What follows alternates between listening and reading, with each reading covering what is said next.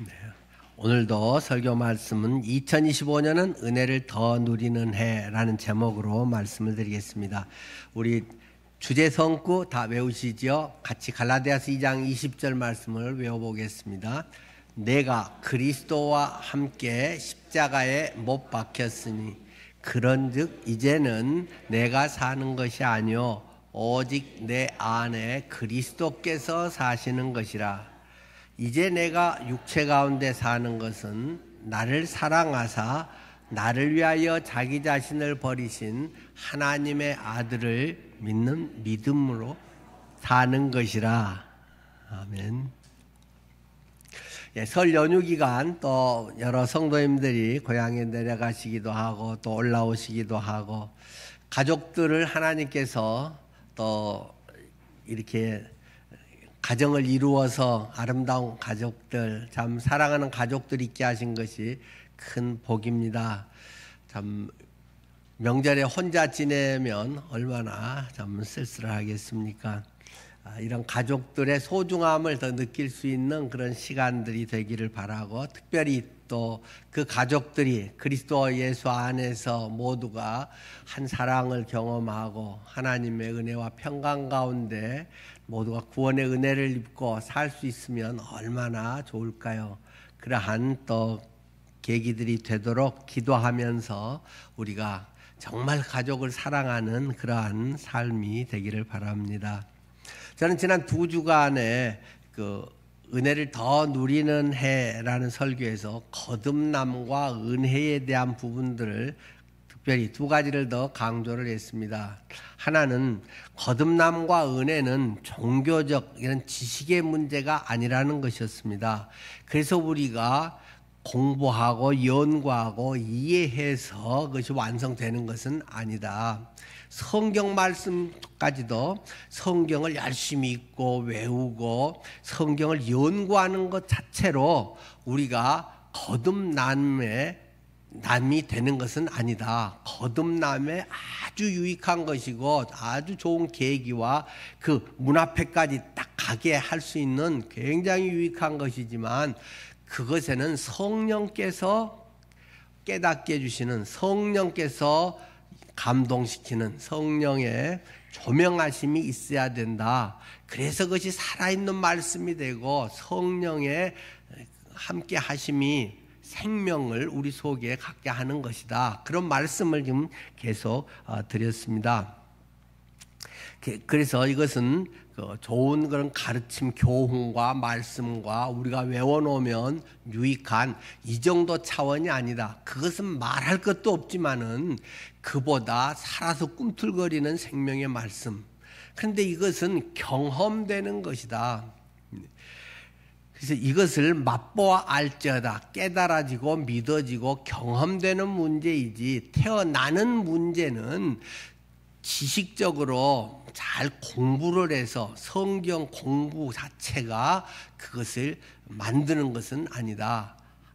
아주 유익한, 최고의 유익한 그러한 계기, 그러한 모판이 되는 것이 성경인 것은 두말할 나위가 없지만 거기에 꼭 하나님의 은혜, 하나님의 사랑에 의한 성령께서 우리 속에 그것이 내 것이 되게 하는 그 일이 필요하다는 그런 말씀들을 드렸습니다. 그래서 이것은 예수님의 생명이다 라고 하는 것을 계속 강조를 드렸잖아요. 그래서 이 거듭남과 이 은혜의 문제는 차원이 다른 문제다라는 것도 계속 제가 말씀을 드렸습니다. 뭘 좀 더 깊이 연구하고 많이 연구하고 뭐 확장되고 깊어지고 이런 것으로 해결되는 것이 아니다. 아주 간단한 예로서 저는 기어다니는 개미와 날개 달린 개미의 이야기를 했습니다. 또 나비, 애벌레와 나비에 대한 이야기를 했죠. 그것은 2차원과 3차원 아주 단순한 우리가 뻔히 눈에 보이는 이것에서도 2차원의 세계와 3차원의 세계는 그것을 경험하는 존재들은 완전히 다른 것이다.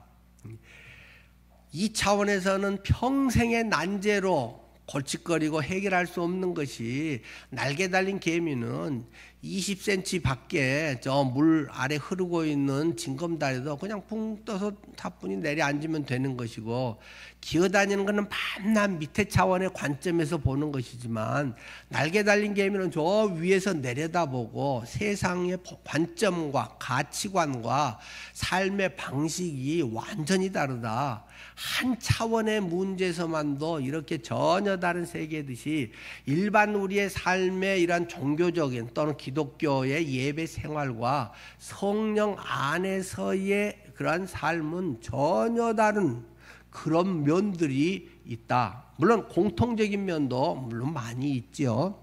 그러나 궁극적으로는 전혀 다른 그런 것들이 이 복음이라고 하는 것 속에는 담겨 있다라는 말씀을 계속 강조를 드려왔습니다.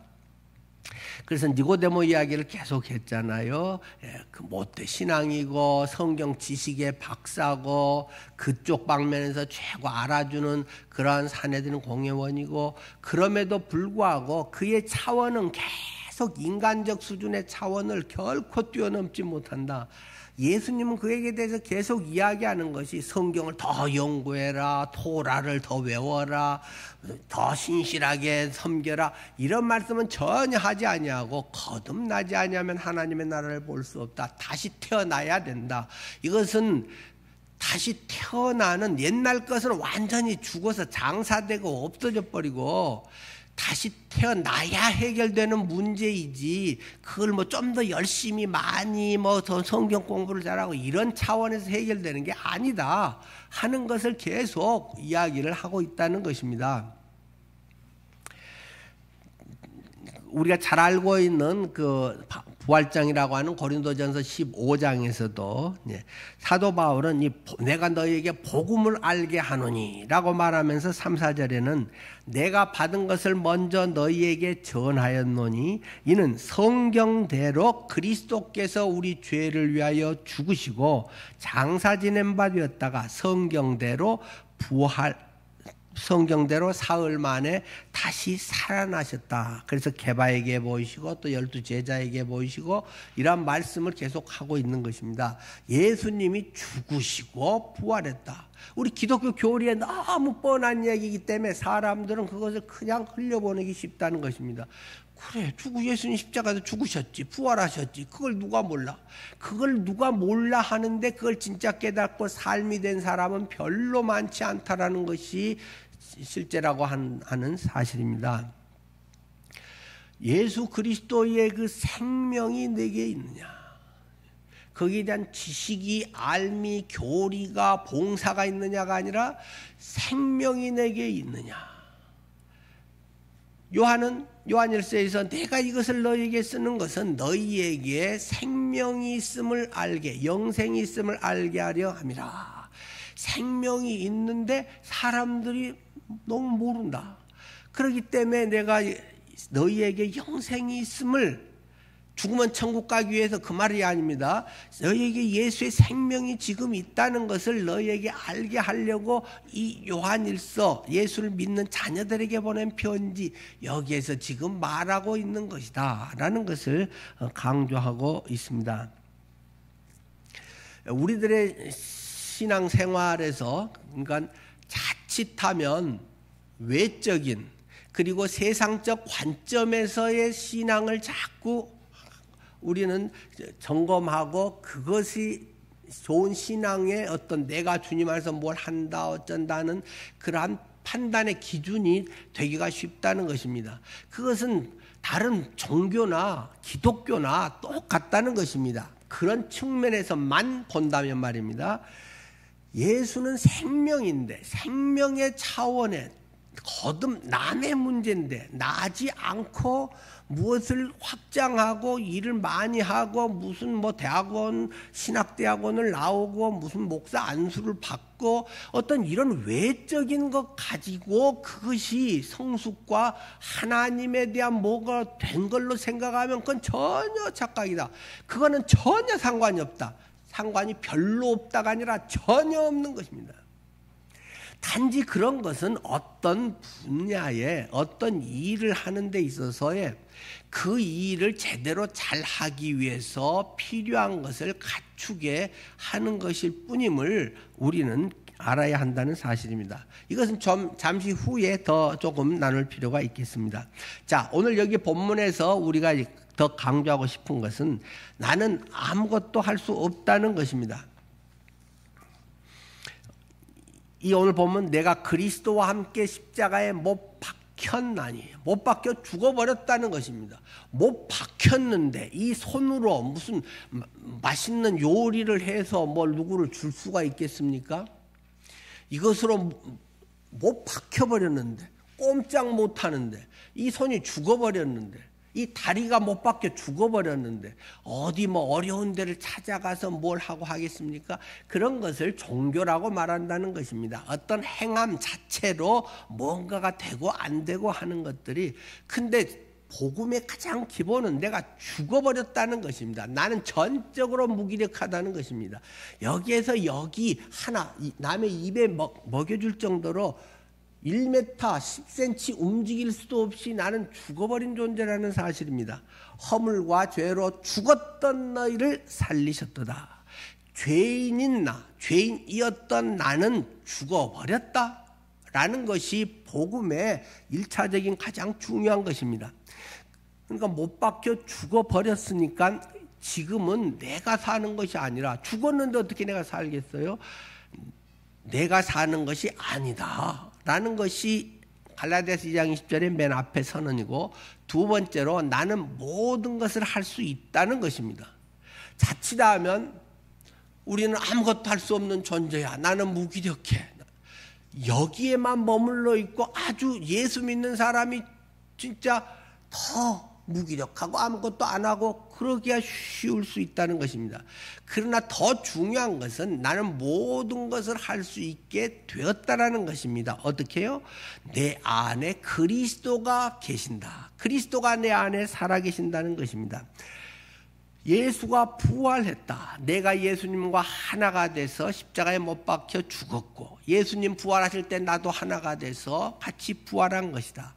부활하신 예수 그리스도가 내 안에 있다. 부활의 영이신 예수 그리스도, 그것을 또 다른 말로 사도행전에서는 성령이라고도 이야기했잖아요. 부활의 영이신 성령이 내 안에 들어와 계신다라는 것입니다. 그렇기 때문에 오직 내 안에 그리스도께서 사시는 것이다. 복음이라고 하는 것은 그리스도가 내 안에 사신다는 것입니다. 죽는 것은 이 부활이 너무 중요하기 때문에 부활이 되기 위해서는 죽어져야 되는 것이고, 단지 죽어서 끝나는 것은 그냥 종교일 수 있고 고행일 수 있고 사람의 무언가로 대가를 지불하려고 하는 것에 불과할 수 있다는 것입니다. 예수님의 십자가는 저주라고 갈라디아서는 이야기합니다. 예수님께서 저주의 형벌을 받으셨다. 사형을 받으셨다. 그런데 죄 없는 그분이 내 대신 내가 사형당해야 될 사형의 벌을 받으셨다. 그런데 죄 없는 사람은 예수 믿을 필요 전혀 없습니다. 교회 안 다녀도 전혀 상관없습니다. 모든 것은 죄의 문제고, 죄의 값이 사망이고, 죄의 값이 멸망이고, 죄가 지옥이고, 죄 없는 사람은 예수 안 믿어도 됩니다. 그것은 분명하죠. 내가 물에 안 빠졌는데 그냥 육지에 있는데 야, 너 구원받아야 돼 하고 막 튜브를 던져주고 생명줄을 던져주고 야, 이거 잡아. 네 정신 빠진 거 아니야? 나는 육지에 멀쩡히 있어서 안 죽는데. 물에 빠진 사람이, 죽게 된 사람이 헬프미 SOS 뭐 어쩌고 하는 것이지, 여러분 중에서 혹시 나는 죄 별로 없어? 안 다녀도 됩니다. 교회 헌금할 필요도 없고 봉사할 필요도 없고, 그건 뭐 믿는 사람도 뭐 그걸로 되는 건 아니니까 교회 안 나와도 됩니다. 단지 그냥 교회 점심이 맛있다라든가 교회 뭐 누구랑 친하고 싶어서 나온다 뭐 그런 거 하면 이제 와도 뭐 오지 말라고는 하지 않겠지만은 안 와도 됩니다. 죄인이기 때문에 예수님 믿는 것입니다. 1차적으로요. 내가 죄인이어서 나는 영원한 멸망을 당할 존재라는 사실이기 때문에 아이고 큰일 났구나. 나를 건져주세요. 살려주세요. 그것이 구원 아닙니까? 거기서 건져진다. 죄에서 건져진다. 멸망에서 건져진다. 모든 사람은 죄인이기 때문에 예수 믿는 것입니다. 그런데 그 죄의 기준이라고 하는 것은 그냥 도덕적인 일반적 그런 기준 정도가 아닙니다. 적어도 자기 양심의 대체로는 찔린 것이 아마 있을 것입니다. 사회적 도덕적 법으로는 아닐지 몰라도 그건 또 나라마다 다르고 문화에 따라 다르고 시대에 따라서 그건 바뀔 수 있는 것이기 때문에 사회적 도덕적 뭐 이런 법 어떤 외적인 법을 떠나서 그나마 가장 그 민감한 가장 센서가 발달된 데가 양심이라고 하는 거 아닐까요? 양심의 어떤 찔림조차도 없고 나는 이것이 들통나면 정말 나는 사회 얼굴을 내밀고 다닐 수 없다. 정말 이것이 밝혀지면 너무 창피하다. 뭐 그런 것을 이제 뭐 몇 개씩이라도 갖고 있을 수 있겠죠. 또는 양심이 묻은 사람은 그런 것도 별로 없이 뭐 어때? 남들도 그런데 내가 남보다 더 착한데 뭐 이런 이제 사람도 뭐 있겠죠. 그런데 그 기준을 뛰어넘어서 하나님의 법, 하나님의 기준에 맞춰서 볼 때 죄인이구나. 나는 대한민국 법에 의해서 괜찮고 내 양심에 우리의 문화권에서의 뭐 괜찮다고 했는데 이게 죄냐 아니냐 기준이 하나님의 말씀이네 하나님의 법이네 라고 하는 것을 이제 알게 됐기 때문에 성경을 통해서 우리는 그것을 확증할 수 있는 것입니다. 성경을 그래서 알아야 되는 것입니다. 죄인인지 아닌지를 알아야 구원을 받든지 말든지 하는 것이지 성경의 말씀이 나를 뭐라고 말하는지를 우리는 하나님의 거울 앞에 적나라하게 벌거벗은 모습으로 서야 되는 것입니다. 남들은 당신은 뭐 괜찮아 인격적으로 뭐 남자다워 뭐 멋있어 뭐 당신 같으면 어때 라고 말하지만 그 속에 깊은 데서 일어나고 있는 음란함, 그 돈에 대한 탐욕, 고상해 보이지만 그 속에 뭔가의 그런 죄된 것들, 그런 것이 얼마나 많은지 그냥 로마서 1장만 읽어도 막 몇십 가지 죄목이 막 쏟아져 나옵니다.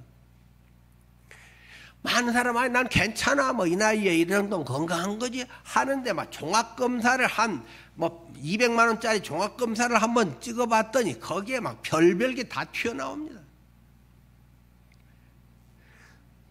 뭐 이러면 어때? 라고 하는데 어때인 것도 있고 아닌 것도 있고 제대로 검사를 안 하고 대충 자기 느낌에 아이고 조금 피곤해 뭐 이런 정도인데 그게 큰 병이 돼서 막 암인 경우도 막 있다는 것입니다. 생전 못 들어본 병명이 내게 있기도 하다는 것입니다. 그것은 하나님의 말씀이라는 것입니다. 아무거나 뭐 갖다 놓고 야, 너는 죄인이야 하고 막 무더기로 죄인 몰아가지고 그러니까 예수 믿어야 돼 이렇게 싸잡아서 하는 것이 아니고 1대1로 하나님과 내가 하나님의 말씀의 기준에서 정말 죄인이구나 아니네 거기에 따라서 자기가 어떻게 살 건지 어떻게 예수를 믿을 건지 말 건지는 결정하게 되는 것입니다. 그런데 예수님은 내가 죄인이라는 사실을 인정하고 어찌할까요? 할 때 십자가를 통해서 내가 다 해결해 주었다. 다 이루었다라고 우리에게 선언해 주시고 그 선물 보따리를 내게 확 안겨주시는 것입니다. 그래 내가 이룬 사건이 너를 위해서였어. 이건 너에게 주마. 내가 평생 모은 재산이 이거야. 너한테 상속해 주마 하고 그냥 몇 천억을 안겨줘버렸다라는 것입니다.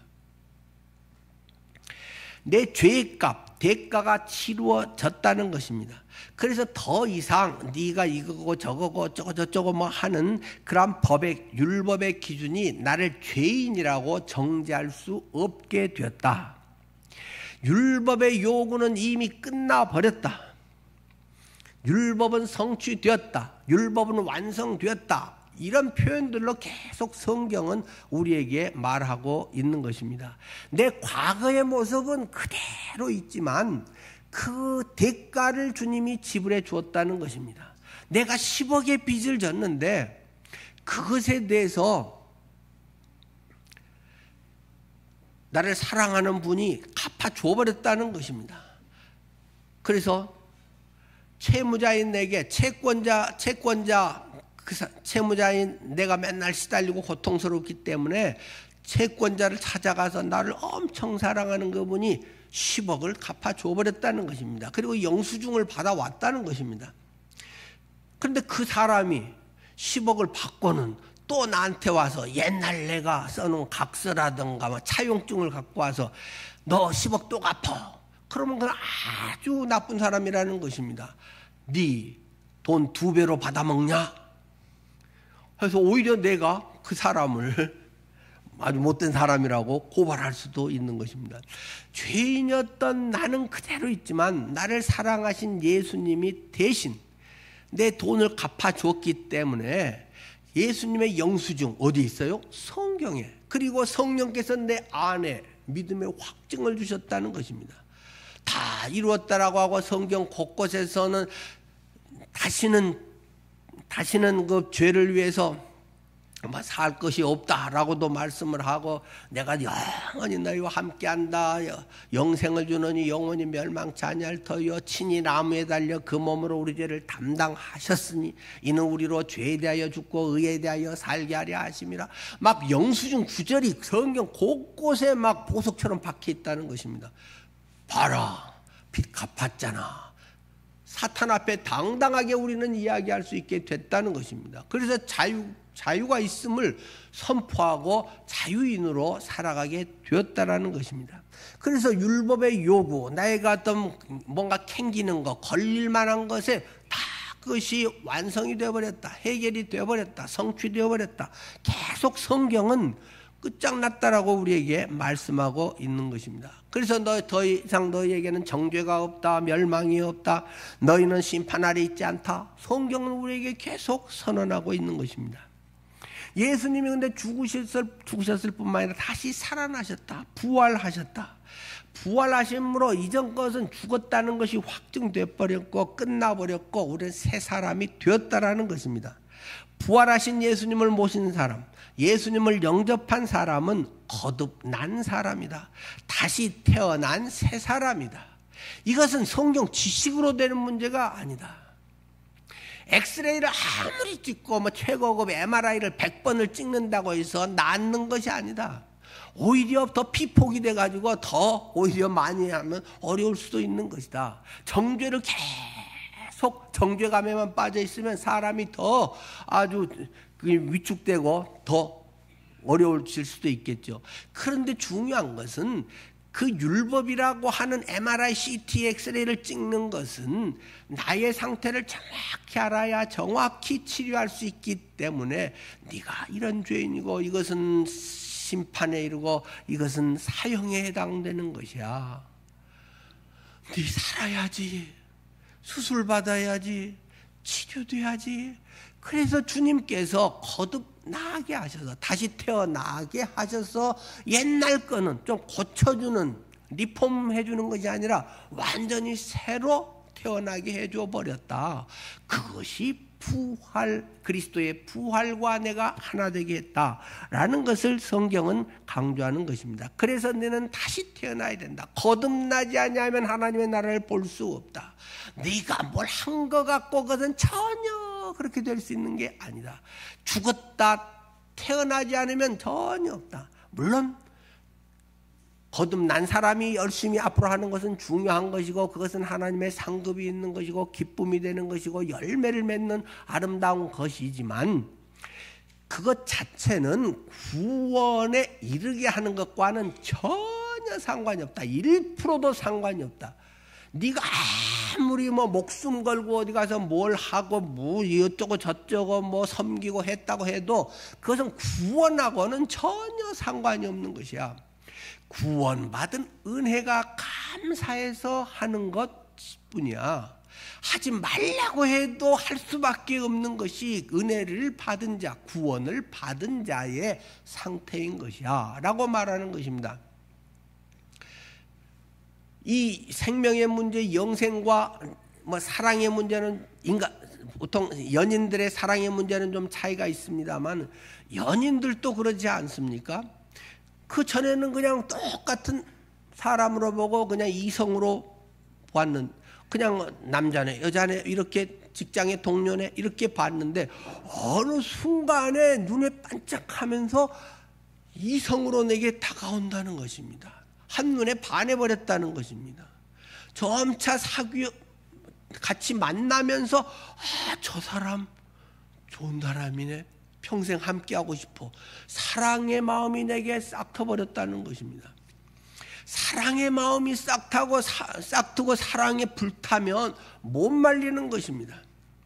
어떻게 하면 더 잘해줄까, 더 많이 못해준 것이 안타깝다는 것입니다. 어떻게 하면 저 사람에게 꽃다발을 줄까, 저 사람이 퇴근하는 길에 내가 이쪽에 서 있어가지고 선물을 줄까, 어떻게 하면 저 사람에게 맛있는 걸 해줄까, 하고 싶어서 말려도 하고 싶은 것입니다. 똑같은 사람인데도 내 마음에 사랑이 싹 트면, 사랑에 빠져버리면 전혀 다른 사람 같이 되는 경우도 있지 않습니까? 영국의 무슨 왕입니까? 왕자에서 했는데 평민하고 결혼해가지고 나는 왕자 안 할래. 그러고 나서 평민대에서 간 사람 있잖아요. 제가 그때 영국 갔을 때 그때 한참 또 기사가 다시 나와갖고 이제 어느 인터뷰한 거 영국의 신문 그걸 보니까 거기에 그 사람이 누구 왕자인가요? 하여튼 인터넷 찾아보세요. 누가 찾으면 이따가 우리 전체 거기다 올려주세요. 이거 워낙 유명하니까. 그렇게 해서 결혼해가지고 근데 나중에는 엄청 후회했다 그러긴 하더라고요. 그래서 아내가 잔소리가 너무 많다. 그래서 너무 피곤하다. 내가 왕위까지 포기하고 이 사람하고 결혼할 정도는 아니었다고. 마침 제가 영국 갔을 때 영어 신문에 그 기사 나온 것들이 있어서 제가 읽어본 적이 있습니다만,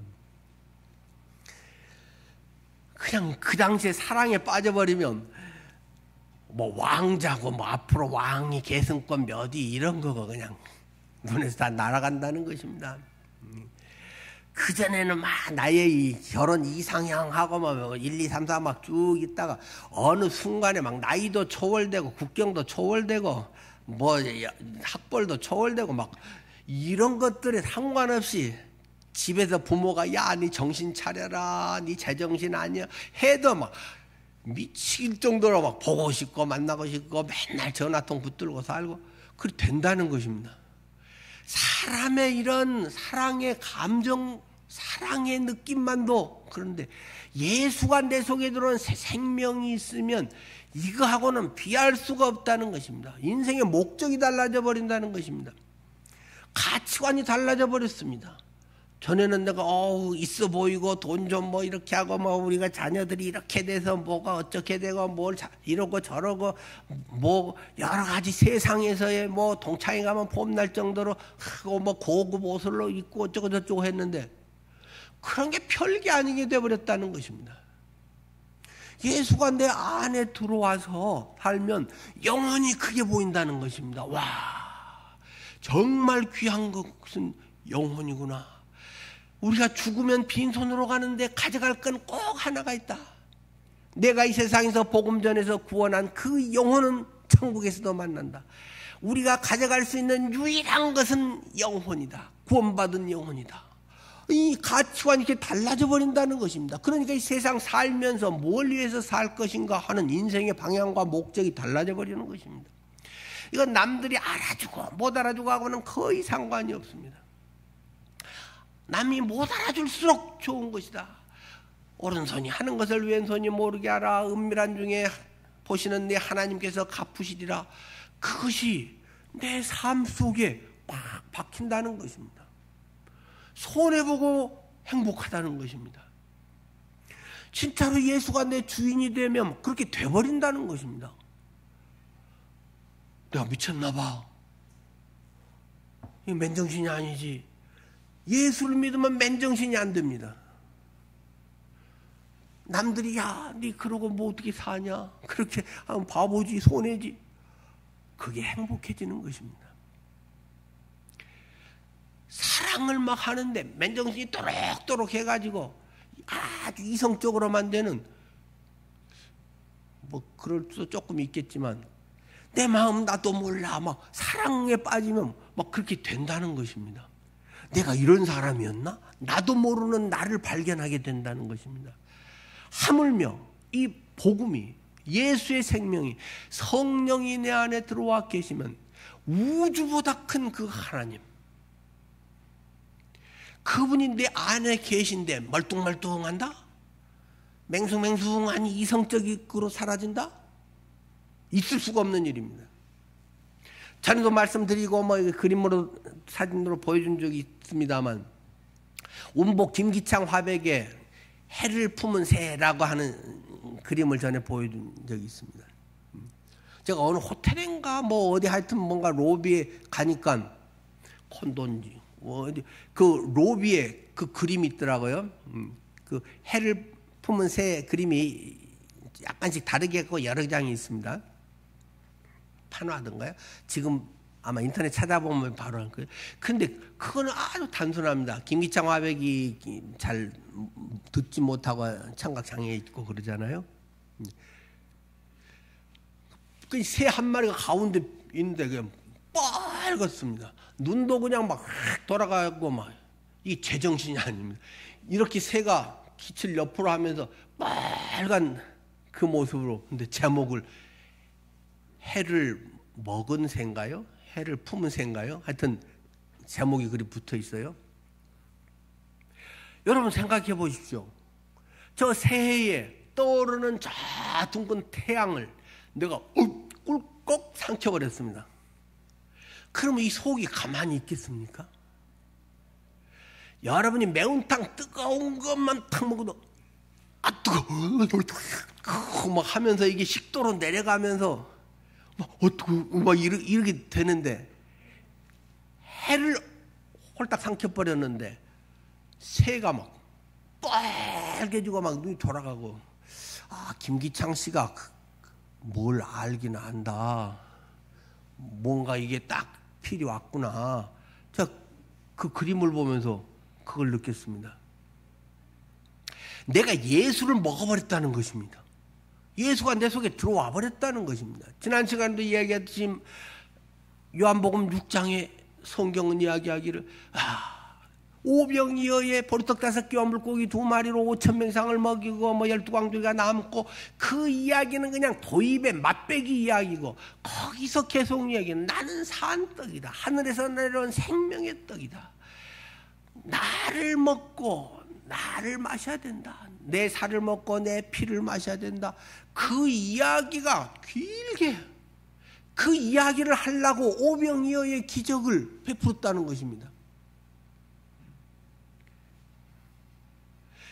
성경은 너희가 나를 먹고 마셔라, 너희는 맛보아 알지어다, 계속 그런 표현을 씁니다. 물론 굉장히 시적인 표현일 수도 있지만은 그것은 체험적인 표현입니다.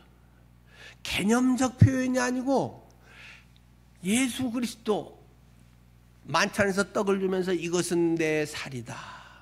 내 살을 물론 상징하는 것이다. 이 잔은 내 피를 상징하는 것이다. 이 떡을 먹고 이 잔을 마시지 않은 자는 나와 상관이 없다. 그분이 그 떡과 살이 들어와서 내게 피가 되고 살이 되고 내 에너지원이 되고 내 능력이 되고, 그것을 예수님은 만찬을 통해서 이야기를 하는 것입니다. 먹고 마시는 것이다. 예수를 믿는 것은 먹고 마시는 것입니다. 생명이 유지되는 것입니다. 그런데 자꾸 교리로 예수를 믿는 사람이 너무 많습니다. 좋은 성경의 가르침으로 믿는 사람이 너무 많습니다. 성경의 지식으로 꽉 차 있는 사람이 너무 많습니다. 그것은 계속 말씀드리지만 굉장히 좋은 밑거름이다. 좋은 계기가 된다. 그러나 그 자체는 복음은 아니다. 생명은 아니다. 내가 곧 길이다. 길을 안내해주고 좋은 지름길을 가르쳐주는 게 아니라 내가 곧 길이야. 이 길을 밟고 이 길이 너의 삶의 기반인 것이야. 내가 진리다. 내가 생명이다. 그런데 이 사람들은 자칫 너무너무 많이 들은 말이기 때문에 많이 들은 말일수록 진리에서 멀어질 가능성이 훨씬 많은 것입니다. 안 믿는 사람도 뭐 그 정도 구절은 다 알기 때문에 예수께 내가 고 길이여 진리여 생명이지 뭐 거기에 뭐 예수님은 더 넣어도 뭐 정관 다 더가 다 붙어서 그 유일한 그거지. 이런 이론적 교리적으로만 하지 네의 진짜 덜 로드야? 유일한 길이야? 딴 길 찾고 다니지 않아? 세상에 돈 버는 딴 길이 네 삶의 뭔가가 목적이 되고 그것이 네 프라이드를 세워주고 인생의 길은 딴 길도 많이 두면서 유일한 길이야 교리로만 사는 사람이 수두룩합니다. 내가 더 트루스 더 그 진리다 유일한 진리야 라고 성경은 말하는데 진리는 많고 좋은 말은 많고 돈 버는 데는 이런 것에서 누구의 뭐 그것이 좋은 거고 자기의 삶에서 자기 하고 싶은 거 그것이 진리인 사람이 수두룩합니다. 뭐니 해도 돈이 최고야 뭐니 해도 건강이 최고야 오만 가지 것들이 다 그런 것에 사로잡혀 살면서 예수님이 유일한 길이다 예수님이 유일한 진리다 말은 그렇게 하고 산다는 것입니다. 예수님이 생명이다. 상징적 표현만이 아니라 실체가 그렇다는 것을 예수를 영접한 사람은 경험하며 사는 것입니다. 예수 그리스도 그분이 지금 내 속에 쏙 들어와 있는가? 나의 하는 모든 것의 근본적인 원동력 배터리가 예수님의 능력인가? 나의 판단과 나의 어떤 것에서 가미된 예수 그런 것이 자칫하면 우리의 삶의 중심이 되기가 쉽다는 것입니다. 그래서 우리는 예수 안에 있으면 전부 예수님이 전능하신 분이기 때문에 무엇인지 할 수 있다는 것입니다. 내게 능력 주시는 자 안에서 내가 모든 것을 할 수 있느니라. 참 귀한 구절이고 우리는 그것을 잘 알고 있습니다. 그런데 은혜책에서 계속 우리가 좀 더 배워가는 것은 내 안에 계신 성령님께서 나를 통해서 하나님을 영화롭게 하는 삶을 산다는 것입니다. 내가 맘먹고 그래 헌신해야지 그런 것 말고 그런 거 해봐야 하나님께는 아무 도움도 안 되고 자기 영광과 자기 의만 드러나는 것이기 때문에 안 하는 게 도와주는 것일 수도 있습니다. 예수가 나의 주인이구나. 성령이 내 안에 계시네? 일단 발견은 해야지. 있는지도 모르면 뭐 아무것도 아직 시작도 안 되는 거고 이제 예수 이제 믿어야 하는 이제 아주 초보자도 아직 안 되는 거죠. 성령이 내 안에 들어와 계시네? 라는 것이 발견돼야 됩니다. 그리고 나를 통해서 그분이 일하시는 것을 하나하나 경험해 가야 됩니다. 단방에 뭐가 팍 하고 막 되는 것만은 아닌 것 같습니다. 하나씩 하나씩 그것을 살아가면서 기뻐지고 행복해지고 이게 삶의 의미구나. 이렇게 살아야 되는 걸 왜 내가 전혀 몰랐지? 하나씩 해가면서 행복해지고 기쁨이 있고 손해보는 것이 행복해집니다. 알아주지 않는 것이 기뻐집니다. 난 모르게 하고 싶어지는 것입니다. 성령이 나를 통해서 뒤에서 지그시 바라보는 것에서 오는 그런 행복을 경험하게 됩니다. 내가 했어만 나팔 불지 않아도 자기 의와 알아주지 않은 것이 서운하지 않고 오히려 그 안에 잔잔한 기쁨과 은혜를 경험하게 되는 것입니다. 내게 능력 주시는 자 안에서 내가 모든 걸 할 수 있다라고 말씀하셨는데, 모든 걸 할 수 있는 건 예수 믿으면 뭐든지 하고 막 기적을 베풀고 내가 하는 것을 너희도 하리라. 꼭 그렇게 그런 것을 이야기하는 것만은 아닙니다. 특별한 때 하나님이 그렇게 오늘날도 하실 수 있을 것입니다. 그러나 너희가 먹든지 마시든지 무엇을 하든지 다 하나님의 영광을 위하여 하라. 이것이 정말로 주님의 기쁨이 되는 것이니 너는 쏙 빠지고 너는 인기 없어도 되고 알아주지 않아도 되고 계속 이용만 당해도 괜찮고, 정말 주님이 기쁨이 되고 주님의 영광이 일어난다면 의연히 그 길을 평생 살아가겠습니다. 그런 사람들에게 하나님의 그러한 역사들이 나타나지 않겠습니까? 제가 가끔 하나님께서 하시는 일은 무조건 옳습니다 라고 표현할 때가 있습니다. 상당히 위험한 발언이죠. 그러나 여기에서는 오해해서는 안 될 부분이 있습니다. 제가 그런 표현을 하는 것은 맹신이나 광신을 이야기하는 것이 결코 아닙니다. 우리가 성경 구조를 인용해서 말하면 무조건 아멘 하고 순종해야지 하는 것은 아주 위험한 신앙입니다. 많은 이단들과 사이비 교주들과 또 정통교회라고 하는 것 속에도 자기의 유익과 권위를 내세우면서 은연중에 우상화하고 있는 목회자들이 그런 식으로 하나님의 말씀을 이용해 먹는 경우가 적지 않습니다. 성경 구절에 뭐라도 이랬습니다, 이렇게 하십시오 하고 사람들에게 자기들의 어떤 목적을 위해서 하는 부흥사들도 저는 보았습니다. 돈을 많이 내기 위해서 굉장히 고도의 머리를 쓰는 그런 부흥사들도 저는 알고 있습니다. 그런데 그분들의 말은 전부 성경에 있는 말씀들이라는 사실들입니다. 성경 구절을 인용해서 말씀하고 있습니다. 그러니까 사람들이 아멘 하고 따라가는 것입니다. 그런데 늘 말씀을 드리듯이 성경에 그것이 그 구절이 있냐 없냐보다 더 중요한 것은 성경에서 말하고 있는 정신이 그 상황에서 주님의 그 말씀하신 그 뜻이 맞느냐를 봐야 되는 것입니다. 우리가 잘 기억하고 있듯이 사도행전 17장 11절의 말씀처럼 베레아에 있는 사람들은 데살로니가에 있는 사람들보다 더 너그러워서 간절한 마음으로 말씀을 받고 그것이 그러한가 하여 날마다 성경을 상고함으로 예수를 믿는 사람들이 많아졌다라고 하는 것입니다. 간절한 마음으로 말씀을 받았다는 것입니다. 그리고는 그것이 그러한가 하여 날마다 성경을 상고했다라고 말하는 것입니다. 데살로니가의 유대 사람들보다 베레아의 유대 사람들이 더 신사적이었다라고 표현하고 있습니다. 근데 신사적이다. 오늘 개정판에는 더 너그러워도 상당히 애매한 사실은 표현이죠.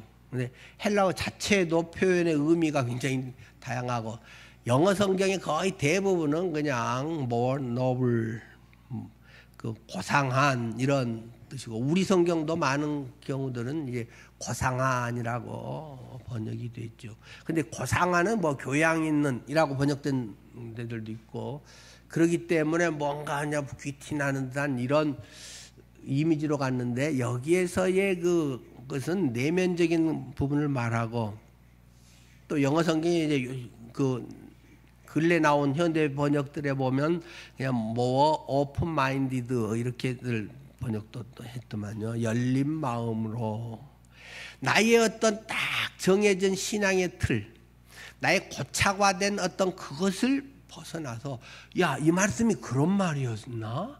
이게 여기에 쓰는 말이 맞나? 라는 것을 점검해 봐야 됩니다. 장절이 있는 이유는 뭐라고요? 찾기 쉬우라고 그거 한 가지 때문에 장절을 붙여놓은 것일 뿐이지 장절이 있는 다른 이유는 없습니다. 어디 그냥 짧게 길게 할 수 없기 때문에 짧게 장 또는 그 중에 더 절 이렇게 하기 때문에 앞뒤 연관이 그냥 싹 잘라져 버리는 아주 위험성이 있는 부분입니다. 근데 찾기에는 아주 도움이 되기 때문에 우리가 이제 그걸 사용할 뿐이라는 것입니다. 여기서 말하려고 하는 것은 정말 이런 문맥상 이런 것이 맞는가를 점검해 봐야 됩니다. 앞에서 제가 설교하면서 성경 구절을 인용하면서 주님은 이렇게 말씀하셨습니다. 여러분 믿습니까? 그렇게 하십시오 라고 하면 그런가 하고 점검을 해봐야 됩니다. 성경에 구절이 있냐 없냐를 점검하는 것이 아니라 거기 성경의 말씀이 그런 뜻으로 그렇게 하라고 하는 것이 맞냐라는 걸 앞뒤를 그리고 구약 신약 이런 것들을 전반적으로 점검을 해봐야 된다는 것입니다. 그렇기 때문에 성경 실력이 있어야 됩니다. 성경을 알아야 됩니다. 성경 구절만 아는 사람들은 상당히 위험하고 이단에 끌려가기 딱 좋은 사람들입니다. 그러니까 성경의 그런 말씀들이 정말로 하나님께서 말씀하신 그 정신과 그 뜻을 제대로 드러내는지를 분별할 수 있어야 한다. 분별하는 힘이 내게 있어야 됩니다. 성경을 모르면 어떻게 그걸 분별할 수 있겠습니까? 말씀을 깊이 알고 말씀을 연구하고 그런 가운데 그것이 분별이 되는 것입니다. 그렇기 때문에 정말로 이 말씀이 거기에 맞다면 하나님은 전지하고 전능하시기 때문에 하나님은 항상 오르시잖아요. 그렇기 때문에 내가 다 이해가 되지 않아도 내 취향이 아니어도 내가 귀찮아도 내가 피곤해도 하기 싫어도 그렇게 하는 것이 옳다는 것입니다. 하나님이 하시는 것은 나는 다 이해할 수 없지만 이렇게 해주세요 하는데 하나님이 그냥 우회도로로 인도하면 어이구 더 힘들어요 피곤해요 지금 해주세요 라는 것이 우리의 솔직한 마음이지만 기다리면서 말씀을 붙들고 갈 수 있다는 것입니다. 그것을 믿음이라고 우리는 이야기합니다. 하나님의 말씀을 하나님 그분을 믿기 때문에 신실한 그분을 믿기 때문에 성경의 본래 정신과 그것이 맞는 것이라면 그럼 사실 무조건 옳은 것이다. 우리는 하여튼 단어 무조건이라는 단어 자체에서 막 거부감을 좀 엘리트들은 거부감이 막 생기잖아요. 그게 이제 교만해지는 가능성이 있는 건데 겸손해져야 되죠. 사람의 말은 무조건 믿으면 절대 안 됩니다. 그러나 성경의 그것이 어떤 정신과 그 본문의 앞뒤나 전체 가르침에 합당한 것은 무조건 믿어야 됩니다. 믿음은 그냥 믿고 내 삶을 던지는 것입니다. 무조건이란 말은 제고하면 이제 맨날 자기가 주인 돼서 삽니다. 그런 사람은. 자, 하나님께서는 지금 내가 이해하지 못해도 합력하여 선을 이루시는 분이다. 나를 가장 사랑하기 때문에 아직 좀 때가 덜 돼서 또는 더 좋은 게 있는데 맨날 얘는 저거 다니면 안 돼요 라고 하기 때문에 더 좋은 것을 주시기 위해서 바꿀 수도 있고 여러 가지가 할 수도 있으시겠지 라는 것으로 그분을 신뢰하고 나가야 된다는 뜻에서 저는 하나님께서 하시는 일은 무조건 옳습니다 라고 이제 이렇게 짧게 표현을 하는 것입니다. 하나님의 언약의 말씀을 우리는 믿음으로 받아들이고 나가야 됩니다. 너무 그걸 따지고 막 이해하려고 하고 계산하려고 하는 것이 자칫하면 지식인들의 약점이고 믿음 없는 사람들의 공통적인 모습이라고 하는 사실을 잘 생각해 봐야 하는 것입니다. 내 안에 계신 성령님의 그 인도하심을 따라서 믿음으로 사는 것이 그리스도인의 삶의 모습이라고 하는 것입니다. 그러므로 요한일서 5장 4절 말씀처럼 무릇 하나님께로부터 난 자마다 세상을 이기느니라. 이해하는 자마다 그것을 잘 어떤 사람이 아니고 난 자마다 하나님께로부터 태어난 사람마다 세상을 이기느니라. 세상을 이기는 승리는 이것이니 너희의 이해니라가 아니고 믿음이니라. 다 이해되면 믿을 게 어디 있겠습니까? 이해가 다 되고 다 합리적이고 맞는데 뭘 믿고 말고 할 거 있어요? 이해됐습니다. 알았습니다지. 안 되기 때문에, 안 되는 부분이 있기 때문에, 나는 부분적이고 그분은 전체적이고 나는 일시적이고 그분은 영원하고, 이러한 것 속에서 나의 지식, 나의 신앙생활에서의 쌓은 것이 알량한 참으로 하나님 앞에서는 작은 것임을 겸손히 깨달을 때 믿음이라고 하는 것이 우리 속에 역사하게 되는 것입니다. 2025년에 여러분들의 삶에서 하나님의 이 언약의 말씀을 붙들고 나아가시기를 축원합니다. 의인은 믿음으로 말미암아 살리라. 이해로 말미암아 살리라. 그런 말 성경에 없습니다. 하나님을 전적으로 신뢰하는, 하나님께 내 인생을 홀랑 내던지는 그런 삶을 살아가기를 바랍니다. 기도하겠습니다.